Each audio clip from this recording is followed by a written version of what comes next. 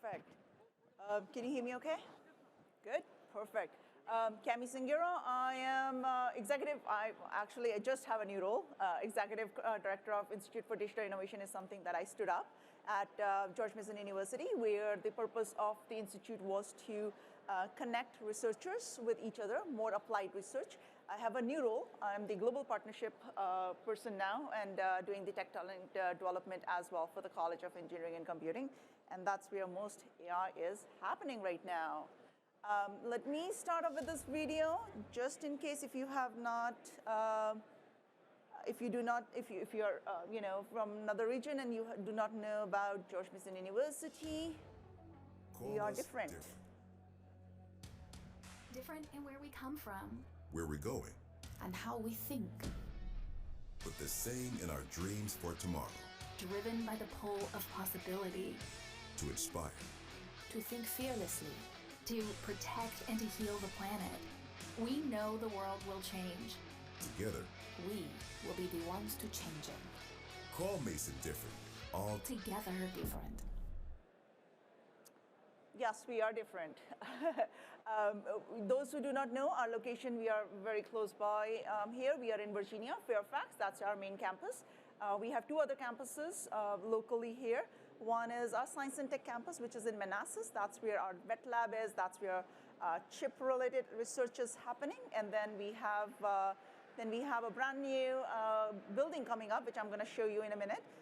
That is our Fuse Mason Square campus, which is the Arlington campus. That's where our law school is and other ones. We are number one in Virginia in several categories. We are the best value school. We are the upward mobility and number one for internships and public university for veterans. Let's see, 3 campuses in Virginia, but we have one global campus, which is in South Korea. A lot of activities are happening over there. We are building global partnerships more and more almost every day. So we have 132 degrees, and we have 40,000 students plus. We are the largest university in Virginia by the number of students that we have. Our research is almost $262 million. That's our research expenditure. We have 11 colleges, from College of Education all the way to College of Engineering and Computing, which I am representing today. We also have 3 institutes. Institute's purpose is really to do applied research, so basically interdisciplinary research. No longer researches are happening siloed in engineering and computing. You need a discipline to attach it with, so whether it's a biohealth innovation, whether it is a sustainable earth innovation, or whether it is just the digital innovation, all of that. We have 3 institutes that focus on those areas. Our school is divided into 2. School of Computing, heavily into computer science, information sciences and technology, and statistics. And we have Virginia School of Engineering, where we have traditional engineering degrees like mechanical and civil and others, plus anything and everything that is emerging, right? So data analytics engineering, it belongs there. Cybersecurity engineering is there, and other engineering disciplines are there. Most of them have masters as well as doctoral degrees associated with them. Our brand new degree, which we are actually here to promote, is MS in Artificial Intelligence. We are the first one in Virginia to offer this degree. No other university right now in Virginia, or in fact in DMV, there are very few offering MS in Artificial Intelligence. Our booth is right around the corner, 2 or 3 booths down. So please feel free to stop by and get a brochure and learn more about what the admission process looks like. This one is more focused on responsible AI, ethical AI, deep learning, AI management, and so on. So it is not a traditional CS degree. However, I must say that AI is not new. It has been there forever in different aspects, right? So those who have computing background, I highly encourage you to consider a computer science degree, because there's a concentration in machine learning, which is that's something you may need for AI purposes. And of course, if you're looking into from a business perspective, then MS in Applied Information Technology is another good one, where they are looking into federal side of things and federal management and change management and so on. And the other one that is very exciting, and I must say that before Gen AI become Gen AI, our students were already creating those chatbots. Our students were already working on those, Gen AI kind of content development, and that is our data analytics engineering program. That's where they're building dashboards and so on. Very happy to introduce you to people who lead that. In fact, our program director is actually from FBI, so he has retired from there, and he's with us, and he leads that program. I think you need to just look into some of the output that students are producing there in order to see, what that program is preparing us for. Going back to College of Engineering and Computing, we were the first one to introduce cybersecurity engineering program with Lockheed Martin, and we are the first ones right now to introduce masters in artificial intelligence in Virginia.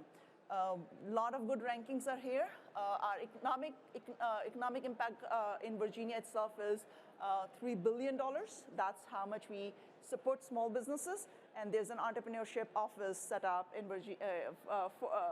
We basically oversee the entire small business enterprise for SBDC for Virginia. We have institutes and centers. If you're thinking of pursuing your master's degree, you most likely want to attach yourself with a center, because that's where most grants are coming in. That's where sponsored research is happening as well. Some of the research centers are here. C5I, which is a very popular one for Army research, military research. Rapid prototyping, a lot of Army research is happening here as well, or defense research is happening. Mark is where a lot of robotics research is happening. When I go to campus, for example, 10 p.m. or so, I'll see robots just navigating in the dark, because that's what they want to do. Unfamiliar terrains is what they are training them for. So a lot of AI is happening in lots of disciplines, and a lot of good stuff is there. This is NVTC's map, and this is our backyard. These are the companies we are serving, and these are the companies who come to us for recruiting students, right? So we had more than 700 companies who came last year to interview students. We usually have 76% students recruited like within 3 months or 6 months. Like, this is the timeline, which is slowing us down because of the market is such, but usually the turnaround is very high. We are number one in highest salary Mason graduates receive, and this data is by Chev. We do a lot of conferences, so if there are any industry partners here, we do a lot of activities focused on AI as well. So this is the one conference that I want to spotlight on. This is a Tech Connect DC event that we had on IM Tech, where you're just not using AI in any traditional way, but with AR/VR, right? So Apple came up with, we partnered with Apple on this one, but basically Apple's new Vision Pro. How is it using Gen AI, for example, in the background? How is it really working with that learning environment now? So this was mainly for educators, but this was very well received. We had a lot of other agencies who are training, government agencies who train their participants to come and see how AR/VR can be now using AI in order to train and upskill, upgrading their whole curriculum, and how to even personalize some of the content now with Gen AI, and so curriculum enhancement was the other area that we focused on.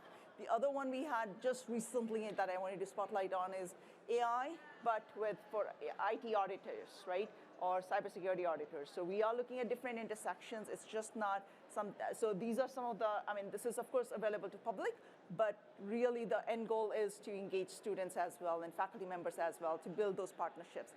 Anybody who is applying for IDIQs, we partner on those all the time. We are working with agencies, you name it, from Booz Allen to Leidos, in those kinds of academic partners. So, and the advantage is, as a student, you get to be participating on those programs as well and getting to see it as a participant. Some of the other things that we have been doing, you have already been hearing all about AI and how its importance and so on, but we are also building the pipeline. We had this AI for Defense program, which was sponsored by Air Force Office of Scientific Research and Ensign, which I think is changing its name to DIU only. But that was a program that they supported us last year, and we are continuing that program this year as well. And the purpose is to expose our students to mission partners who are where they're doing the customer discovery. So they get to know, what are the problem sets that mission partners are facing, and then they bring that problem set back to the peers so that they can solve those problems. And that was very well received. We hope to continue have that support. But that's an environment we want. We just don't want students to have the bookish knowledge. We want to give them, talk to the customer discovery, do the customer discovery, get to know, what the problem set is, and then develop it rather than you develop it in silo without realizing, what the customer wants. So all of that is integrated. Mason itself has just introduced, in fact, I just received the president's email. It was sent to everybody. But basically, we have introduced a patriotai.gmu.edu. I do not know if it's going to be available to public yet, but anybody who wants to access resources rather than sending it to OpenChatGPT, you can go through that portal where you can access everything about the information that you need.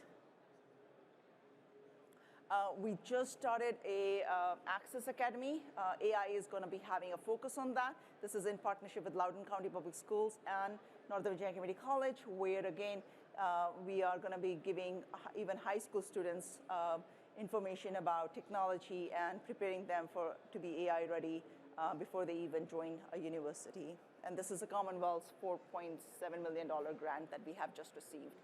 We already have partnership with Northern Virginia Community College for the seamless transition. We are focusing on BAS and AI as well, where they can learn about AI or focus on AI before they transfer to universities, whether George Mason University or another university, so that they don't lose any credits.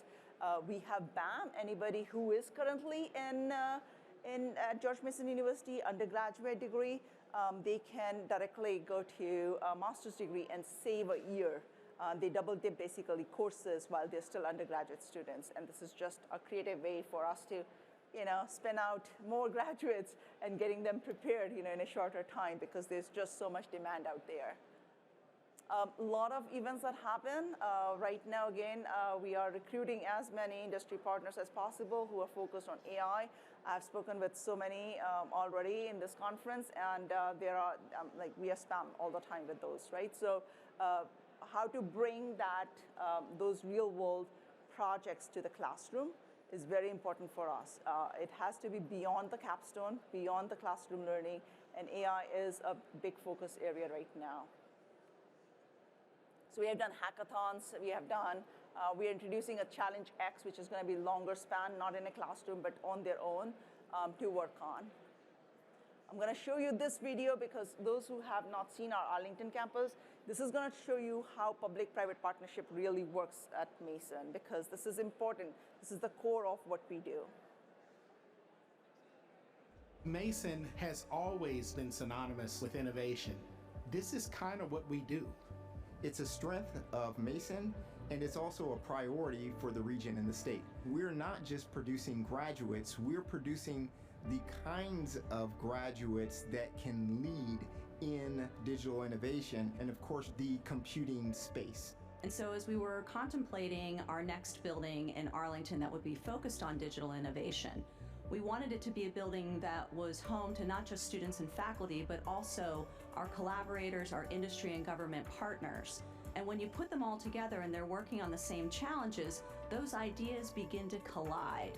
And what you see is an acceleration of innovation and new technologies. So that can be anywhere from how do we design cars with driverless elements to them, to how do we fly remote drones and do things like medicine drop-off in remote regions. So Fuse is a new 350,000 square foot public-private partnership that George Mason is developing that will be the nexus of all the work that we do in digital innovation. Fuse is surrounded by the law school, the Carter School for Peace and Conflict Resolution, the Schar School of Public Policy, the Business School, and Fuse is at the center of all of those things, and that really reflects computing being ubiquitous and at the center of all of these other applications. We kind of joked often, we're like, we didn't even know what was going to happen in the building while we were designing it. and we still don't know, right? There could be something that comes along in the future that is housed in this building that we can't even fathom yet. We wanted to make sure that this design was future-proof, to make sure that it could do anything and everything that might come along in the future. We're talking about a $250 million investment right here in Arlington, and that's huge. And when you combine that with the growth of the campus in other parts of Northern Virginia, Mason's really a powerhouse that is bringing not only students and ideas here, but is helping to spur our economy and our economic growth by providing the critical talent that we need. There's no better place for people to come, for students to come, for industry to come in order to tackle the problems of the future. So that does give you a perspective of where we are heading, how much important it is for us to build those partnerships and not just teach theoretical concepts or hands-on learning, but taking it beyond that, and that's what we are good at. Perfect. So that's my last slide on questions. Again, my focus is collaborating across academia, industry, government to shape Northern Virginia's digital future. Questions? No questions? Okay. Yeah, go ahead.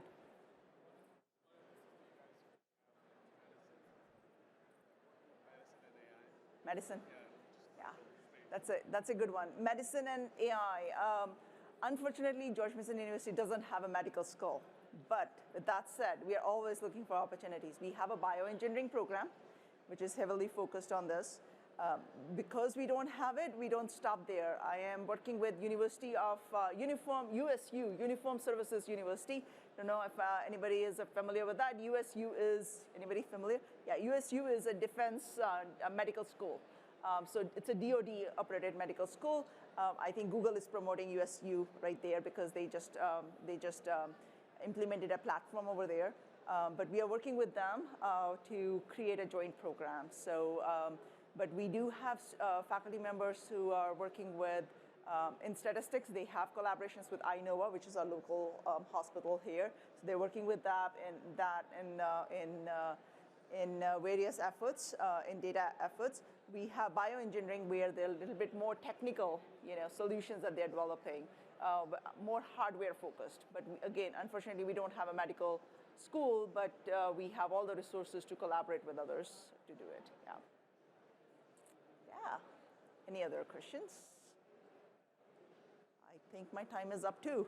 Is that right? Yep, my time is up. Thank you so much.